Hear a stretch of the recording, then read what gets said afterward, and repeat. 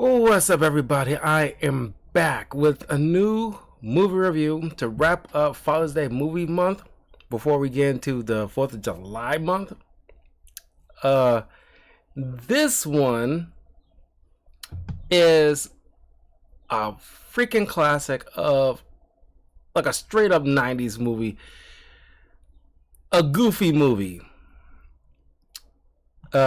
Starring Goofy and his son Max, set 3 years after the events of the Goof Troop series, which I don't even know if it's on Disney Plus, but honestly, man, I remember watching a hell of a lot of Goof Troop with an awesome theme song.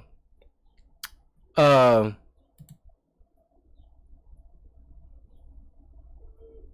uh, yeah, man. Well, it's like a perfect movie to end on. We're a good father and son dynamic, and I don't think Goofy gets a lot of love or respect when it comes to best fathers in movie and TV. Cause he just probably just don't get that much shine, but he's definitely a pretty dang good father. Uh, who dotes on his son and want to do everything with his son. He just want to spend time with his kid and want to see the best of him. And man, like he doesn't get a lot of notoriety. I wouldn't say no respect, but no notoriety as he should. He should be up there with like the likes of like Uncle Phil in terms of good TV/movie dads. But also, last year was the 30th anniversary of a Goofy movie, and they released on Disney Plus a documentary of the behind the scenes of trying to get this movie off the ground, which I highly recommend. It's called Not Just a Goof. So I watched it, and I highly recommend it. It's really, really good because I love behind the scenes uh, uh, information about making animated films.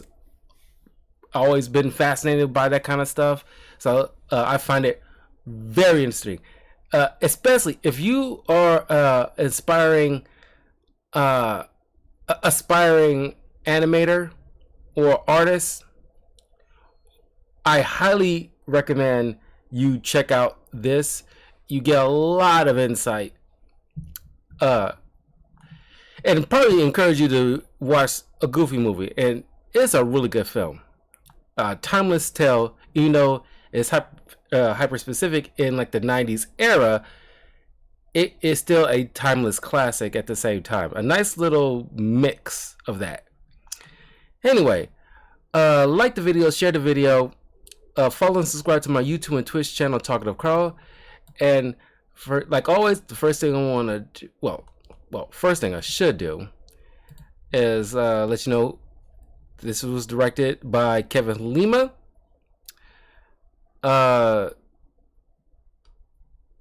Stars Bill Farmer as Goofy, Jason Marsden as Max, Jim Cummings as Pete, Kelly Martin as Roxanne, and I think the main animated female that made a lot of young kids into furries. Because Roxanne has been cosplay a lot by a lot of girls. Anyway, Rob Paulson as PJ. Got Wallace Shawn as Principal Mazer.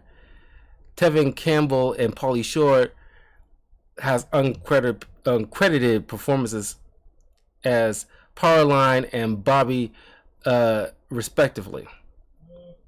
Jenna Voy Oi as Roxanne's best friend Stacy.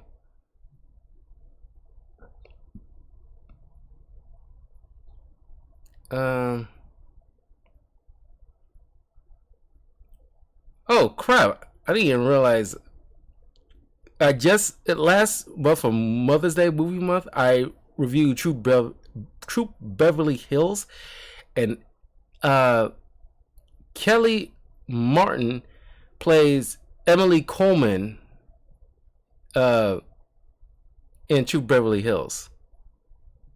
Hold on.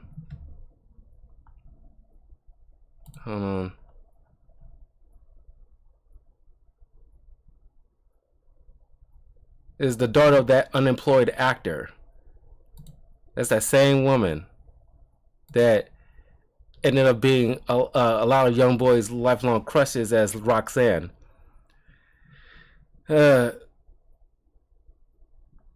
Anyway, this movie had like a budget of $18 million. Now, mind you, if you watch the documentary, there's a lot of stuff they had to go through, things that messed up. It was a lot just to get this movie.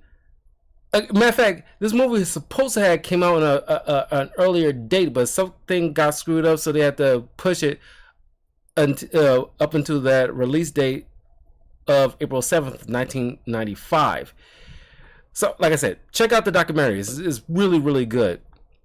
Anyways, now let's check out the trailer of a Goofy movie, just to familiarize yourself. Going somewhere, Pop? Sure are. It's a vacation with me and my best buddy. Donald Duck? No, silly. With you. You know, Donald Duck and Mickey had some weird cameo appearances in this. It's Goofy. Give me a big Stop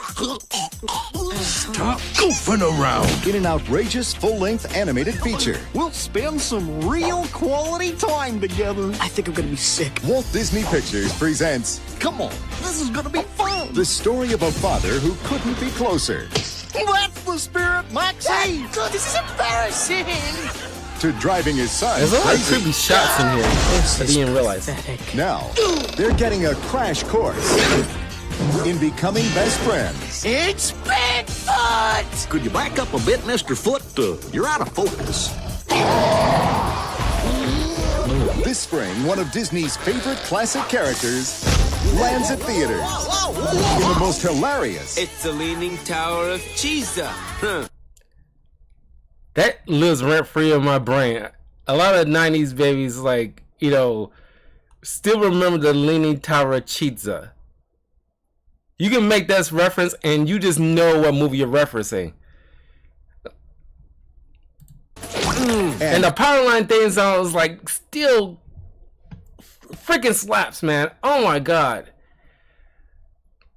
And like, oh my god, the choreography, everything that they said, like I said, the documentary explains it all, but the way they put it all through, like some anime movies don't, you know, push themselves, don't go that extra mile to make this stuff stand out. At least it's a rarity you see something like that, where they, you know, actually set up like a choreography with dancers and, you know, like everything. It was just like, oh my god, they put so much effort into this. That's why it is so freaking that's why it's so freaking timeless as it is, because that's the extra effort put behind it. hippest animated musical comedy ever. A little smoke gauge. Pauly Shore is an acquired taste. I like Pauly Shore. A Goofy movie. Morning, son. Dad! It's hard to be cool when your dad is goofy. You look just like I did at your age. Please don't say that, Dad.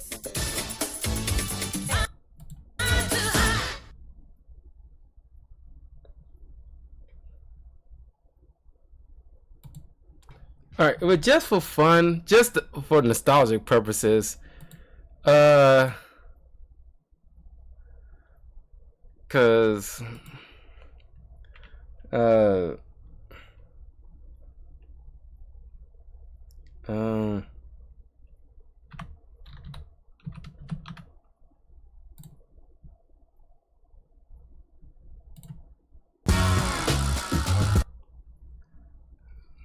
Hopefully I don't get copyrighted. Because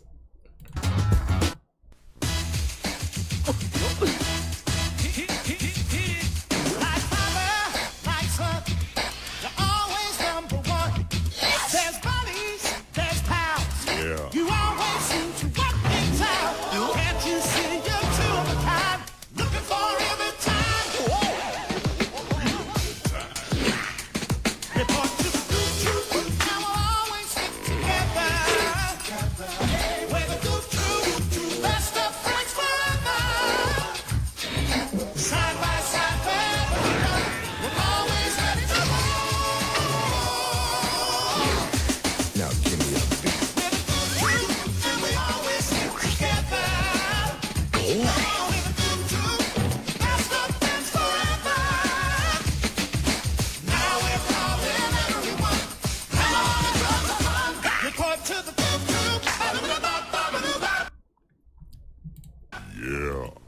yeah. Hopefully YouTube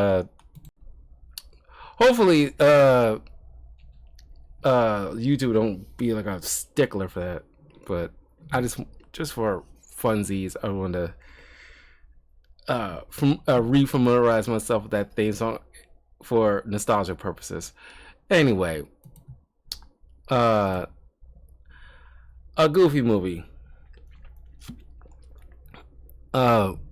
So Max is now a teenager, and he has this, two things. Since he's a teenager, he's going through a lot of hormones. It's like a lot of changes, and unlike in the TV series where he's like a young kid, still like trying to be cool and going to all these little hijinks, but he still had this cool relationship with his father. But now that he's a teenager, and like all teenagers, they want to do their own thing, and they, for at least a time period, don't want to be up under the parent all the doggone time. Matter of fact, it's around that age when they typically like find what their parents do embarrassing, cringy. It's kind of like if you have a daughter and she like dotes on the dad, but once he comes to teenage, she wants you to drop her off a block away from the school so she won't be seen with you, kind of thing. It's exactly like this. It's not like he hates his father, but he's embarrassed by his father and his antics because he's just not one of those cool dads, and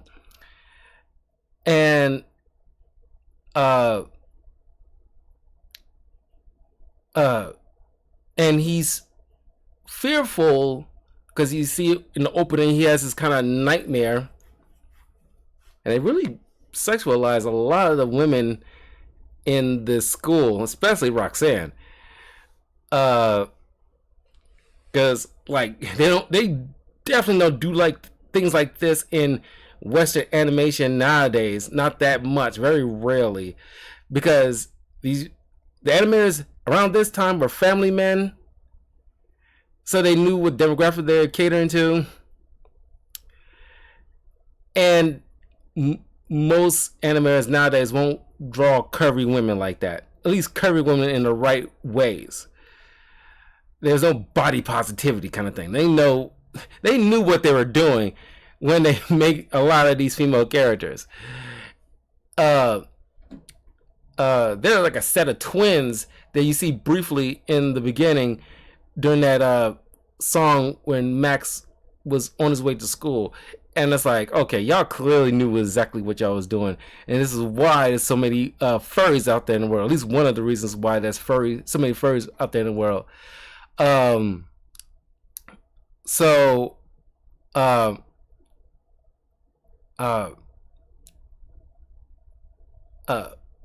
Max is afraid he will end up growing up to be exactly like his father because he's already inheriting his father's particular laugh. Yuck! That, yeah. Now, I understand how that could be freaking embarrassing, but it's like if well, he's a teenager. I'm pretty sure he took a biology class, or at least learned something about like genealogy a little bit. Whereas like it's kind of inevitable that you pick up certain traits from your parents. We all have done it. We all have. It's something you really can't escape from. Matter of fact, last week when I reviewed, cause I didn't talk about it then, well, when I reviewed the Back to the Future trilogy, in the first movie, when Marty is in that diner, not realizing sitting next to his father, and they both just doing that whole like rubbing their hair at the exact same time, same mannerisms. It's just things that you just pick up from, like, you know, because DNA is a hell of a thing. Genealogy is a hell of a thing. The certain mannerisms you just like, without even realizing, you just end up doing. But Max is forcing his kind of like fighting nature in a way, because he sees himself as so doggone cool, or at least he wants to be the cool kid, the smooth dude, but not being himself, and embracing his family, and just, you know, just acknowledging there are certain things that he's gonna have that is just inherently goofy, but it's nothing to be ashamed of. If he ain't gonna like it, that's their hang up. But as teenagers, most don't realize that because they don't have that wisdom yet. So when Max sees Roxanne, he looks he feels like he's an idiot, because that's when that laugh springs up and he runs away kind of like a punk, because he has this image of Roxanne like this, like she's above everything, she's the girl, which is kind of ironic given the fact that, you know, Roxanne is built up so much in this film as that girl next door vibe, and in the sequel Extremely Goofy movie, which I don't think was received very well, Roxanne is nowhere seen, never referenced again. As a matter of fact, when I review Disney's A Christmas Carol sequel, not A Christmas Carol, but like Disney Once Upon a Christmas sequel, and when Max is a little older, he's bringing his girlfriend from college to meet his father. It's not Roxanne. It's a whole different chick. I think she's kind of like one of those beatnik kind of girls, if I remember correctly. But yeah, this is kind of a shame, because no other girl that we see with Max ever measured up to Roxanne. Roxanne is the most, like I said, the most cosplay chick of all time. At least one of the most cosplay chicks. Most people remember Roxanne. Nobody ever referenced any other girl from any of the Goofy properties. And speaking of not referencing, don't know where or what happened to Pete and PJ's mother, or PJ's mother and sister. They're never referenced, even though we spent the entire Goof Troop series with Pete and his family, but it's only him and his son. That is weird. Anyway, and don't get me started on Pete. Like, Pete is, as a kid, you know Pete was an asshole, but as you grow up and you looking at this as an adult, and you looking at this like, oh my god, I think Pete might be a bit of abusive towards his son. Maybe not physically, but you can insinuate that as a possibility. But he's definitely mistreating his son, treating him more like a slave than his own kid. And that line of dialogue really speaks volumes. Like, hey, my kid respects me. And that's all he wants. He just, as Pete for you, he just wants respect. He, like, maybe it's, you know, I haven't seen the TV series in a long time, but I'm fairly certain that in the series there's been moments of Pete showing some love and care for his kid. But in this movie, it's like, all that seems like not acknowledged whatsoever. It's like you kind of a dirtbag to your kid, man. I was like, golly, this dude is a straight up asshole. Anyway, Max, in order to feel like he needs to win Roxanne over, knowing that she and like many other students are infatuated by the pop star Powerline, which is like a combination of Michael Jackson, Prince, and Bobby Brown. It's like all in some kind of weird fusion. And he has his classic song Eye to Eye. So yeah, we're all familiar with it. Now, I don't recall this movie hitting as hard when it was released in theaters, but definitely over time, definitely because of VHS and eventually DVD, the popularity of a Goofy movie blew up exponentially, especially by young kids around my age. Growing up, this is like a cornerstones of a lot of people's childhoods. So Max sees like, okay, it's the last day before summer vacation, and he wants to do something monumental to really stand out. So he thinks he can like hijack the principal's little farewell speech before people leave for leave school for the summer. So he convinced PJ and Bobby to help him out to do this like Powerline, routine, trying to really stand out. It nearly works until like the high wire things get all screwy, because like I told you before, the whole goofiness is inherent. Things tend to not working out right, or he bundles himself into the right moment kind of thing. So he nearly wins over well, I say nearly, he definitely got her attention, but Max and his friends end up getting attention. But the principal ends up calling Goofy, while him and Pete, who works at photography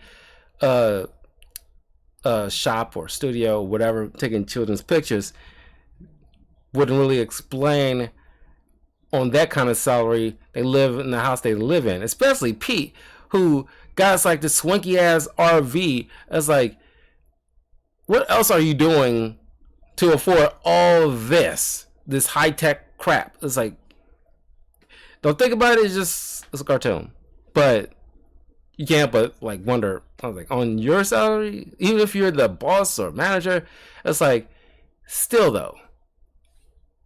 Anywho, because Pete got into Goofy's head about, kids nowadays, they into certain things that you don't know about, and they could be in gangs and troublemakers. And then here comes this stupid ass principal who's a stick in the mud. Matter of fact, not only talking, mad crap about Max, but he ain't having like a actual adult conversation with a parent. He's just like rage baiting, essentially. Matter of fact, that is the biggest cons of this film, and not even just with this film. There's like a lot of films around this era, hell, even to some extent nowadays still, where I understand it's usually a movie trope, but it's a thing that needs to be curved in a way and start trying to use it to force this drama where it should be a little bit more organic to make sense. Like, yeah, you can say to yourself, yeah, I can see this playing out like that realistically. With this, nobody's communicating. The principal isn't, because I know growing up, I know a lot of kids who got in trouble in middle school, or I won't say I got in trouble, but there was a moments that I witnessed the principal having a conversation with somebody's parents, and they don't do. I know it's playful exaggeration in this movie, but I do not recall a principal doing exactly what he's doing, because you're talking to another adult. B, you're talking about another person's kid in like a very disgusting way, and C, you ain't having like an actual one-on-one conversation. It's like you can address your concerns, your points, what the kid did, and allow the parents to give their own critiques. Goofy isn't like, I say one thing for Pete. Pete will definitely interrupt and like, hey, you gonna shut the hell up and let me address one point at a time before you just rattle off about my kid. Goofy, like, I know he's I won't say soft, but you know what I mean. He's passive. He's a very nice guy, but it's just like, I remember moments where he stands up for his own kid, and it's like that's the one thing he will not tolerate. But the fact that he's just like, gosh, oh my god, it's like, dude, say something. Stand up for your kid. Like, why you just letting this dude just rattle off and talk about the electric chair? It was a lot. That is the biggest cons in this film. Nobody has legit conversations. It's the same problem with like Aladdin, where he refuses to tell the truth over some BS narrative like, she won't accept me for being a street rat, So I got to play this because I have this image about her in my mind, and there's gonna be expectations I need to meet. Here it's just like it's that all over again, where it's like I can't have this conversation to get this all out. Anyway, so in order to avoid any life-changing alterations for his son that won't end well, he decides, okay, I'm gonna plan a surprise road trip the same way I took with my father when I was a kid. This is not too long after Max secures a date with Roxanne to go with her to do a viewing party of Powerline's upcoming concert. But then, Max comes home on cloud 9. Here comes his dad all of a sudden saying like, "Oh, we're going on a road trip," and it was like, "What the hell?" And of course, Goofy, not fully explaining that he had a talk with the principal, stating what happened, and matter of fact, why Goofy didn't bring it up, why Max didn't bring it up. He should assume that would have been a topic of a conversation, given the fact that how livid the principal was, and you get, and then like the whole detention thing, and it's like, why are you getting detention on the last day of school? It's kind of like pointless at that point, but whatever. There's no expectation. I remember getting detention one time, and that was the biggest thing on my mind, and I knew my parents knew about that. So that's something I was like, cowering and waiting for to hear about as soon as I walked through the door. They played it off so casually, like it was nothing. You do a stunt like that, there's got to be a conversation between you and the parent. Anyway, so Goofy takes Max on this road trip. And Max had to stop by to Roxanne to explain to her, at least try to explain to her, that he's being forced on this road trip so he won't be able to make the date. And then Roxanne, now realizing Roxanne was kind of a star fucker, because she not understanding or listening to Max when he's saying he's being forced to go on this road trip by his father so he won't be able to make it. she's like, fine, I'll just go with somebody else. And I was like, bitch, fuck you. I can't believe, man, we build up Roxanne as this like cool girl next door thing, and like, man, maybe we just have this. As kids, we kind of gloss over certain lines of dialogue, but you know, when you understand the nuances as an adult, you actually pay a little bit more attention with certain lines of dialogue. You hear this, and it's like, oh, you for the streets then? That's what you're telling me. So Max ends up, you know, I was like, not wanting to lose the opportunity to be with Roxanne. She's the girl he's pining for the longest time, and he just like blurted out like, "Oh, my dad knows Powerline, and he's taking me on the road trip to go to LA to be at the concert, and I'll be on the stage with him." Telling him bold-faced lies because he was so pressed for this girl. He is making up everything up on the fly. Knowing full well the jig will be up when the concert plays and she doesn't see him. It'll be different if he says like, "Oh, I'm gonna be in the concert in the crowd." He didn't have to say his father knew Powerline. He could have said, "Oh, he's taking me to Powerline as a surprise, and I'll be in the crowd, so that's why I couldn't make it. I'll be there in person." You could at least did that, and it will still be a lie. But there's no way for her to find out. You could at least somewhat got away with it. But the fact that you said you'll be on the stage with Powerline, and you don't think for 1 second like that's an obvious, you know, gotcha moment. I know he's a teenager, but golly, I know teenagers growing up that told better lies than that. If you're going to lie, at least make it a feasible lie that fits in the narrative of reality. You know, like I said, say like, "Oh, my father's, you know, surprised me to a road trip to LA so we can see Powerline in concert." That is a believable lie, because you can say, "I'm going to be there in the crowd," and she can buy that. She will never know, and you can take that to your grave, or at least when you're old enough where it's long in the past where she won't get too freaking butthurt about it. But the fact that you trying to add the sauce on, "Oh, I won't be on the stage," now it's like, I was like, you're a dummy. Anyway, so now he's being dragged to, he's in a foul mood now, and once again, not during this quiet moment in the car before this little stupid song plays, and before the Mickey and Donald cameo, Max could have the opportunity to say, "I had like a date and you ruined it for me."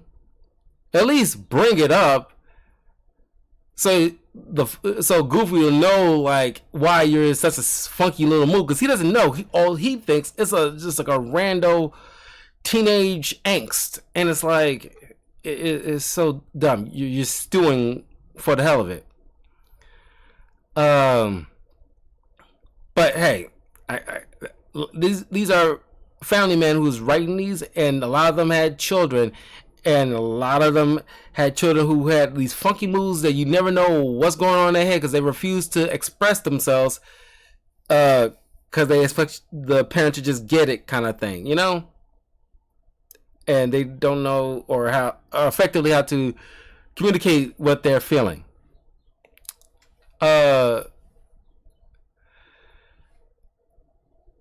So I guess that's accurate. So they go to a campsite so Goofy can teach Max how to do the perfect cast like his father taught him when they went fishing. Here comes Pete in his giant camper RV. It has like a whole basketball court, bowling alley, and a swimming pool, and you know, all this other stuff. Big screen TVs. Big screen TVs were the big deal back in the day, but now that we got flat screens, it's like that's the plasma, all that stuff. That's the thing nowadays. Smart TVs and stuff like that. But the big screen TVs are the smart TVs of yesteryear. Anyway, so Pete encourages Goofy to be a little bit more stern of a parent like he is, just to get his kid in line. But that obviously isn't the way to go. And it doesn't work with every child and parent. Some kid might need that sternness, but that's usually troubled ones. But as they went fishing, they got confronted by Bigfoot, and they ran into the car and hid out while Bigfoot is doing some weird sock puppetry and listen to the Bee Gees on the radio. But then, like, you have a moment where Max and Goofy is having a good moment together, bringing about Hi Dad Soup, where they take alphabet soup and make funny words in it, and they starting to bond a little bit and soften up. Then later on, Max finds the roadmap and decides to alter it so he can trick his dad into going straight to LA instead of Idaho, being the final destination.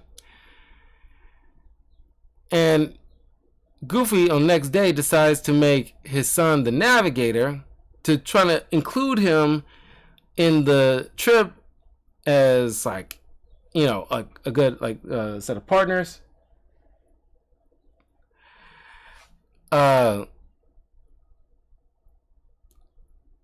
So they end up taking turns enjoying certain things that each one would have a good time. Goofy goes to see the giant ball of yarn while Max goes see a monster truck rally. So it's cool moments like that. They end up accidentally killing a mime in one moment, but whatever, it's funny. But then they stop at this motel where Pete and PJ are, and Pete ends up overhearing Max tell PJ about how he altered the map. And of course, Pete, being an asshole, thinking he's doing it for the benefit of his friend, but it's more so just to, I don't know, feel superior in some kind of way. Because I don't even know how Pete and Goofy are friends when Pete is such a D-bag. And he tells Goofy, check the map, Goof. And he sees the map and it has been altered. So Goofy, not wanting to confront Max, wanted his son to make his own choices, see if he can make the right choice, because he wants to trust his son will, at the end of the day, will do the right thing. And of course, Max ends up forcing his father to make the wrong turn to California instead of Idaho, because he still, which I applaud, because it doesn't show Max like making this moral change point. It's still like, no, he's got a long way to go in his arc. And of course, Goofy, mean mugging, and it's probably the first time you actually probably see Goofy just pissed. So he stops the car, not wanting to say anything to his son, but once again, this will be a perfect opportunity to have a conversation. But while Max is trying to have a, talk it out with his father, Goofy forgot to put on the brakes, and the car starts sliding off the cliffside, because I think they're near the Grand Canyon, I think. And while going down the ravine, they had this short blow up, and Max said, I just got my own life now, and Goofy says, like, I understand, I just want to be a part of it. And they finally come to the understanding that his son is a good kid, and he doesn't need watching and hovering, because I know at the end of the day he will always do the right thing, kind of stuff. And Max understands his father, despite his antics. His heart is in a good place, and he was, no matter what, he will always be there for Max. After saving Goofy from falling using the perfect cast, Goofy wants to help out his son to go meet Powerline. So somehow, it's not really shown, they sneak in behind the backstage of the Powerline concert, because you would think it would be better security. They end up getting on the stage, and unlike concerts nowadays, even for back in the 90s, security would have rushed and tackled those two immediately. But as a children's movie, so Powerline's going to just go with it, and they do the Powerline dance with the using like the perfect cast moves as like dance moves, and that's been mimicked in real life. You see people who dress up as Powerline do the, perfect cast dance. So Pete, PJ, Roxanne, and a bunch of the people in school see Max and his dad on stage dancing with Powerline. So he bundled his way into, like showing like, oh, this is so true. He wasn't lying. I was like, but as soon as he got home, he was upfront with Roxanne that he lied because he was afraid of, she wouldn't like him anymore. But she says, I already liked you. Yeah, and clearly you didn't, because you was very quick with telling him like, I'll find somebody else to go on a date with. It's like, I was like, you didn't have to say that.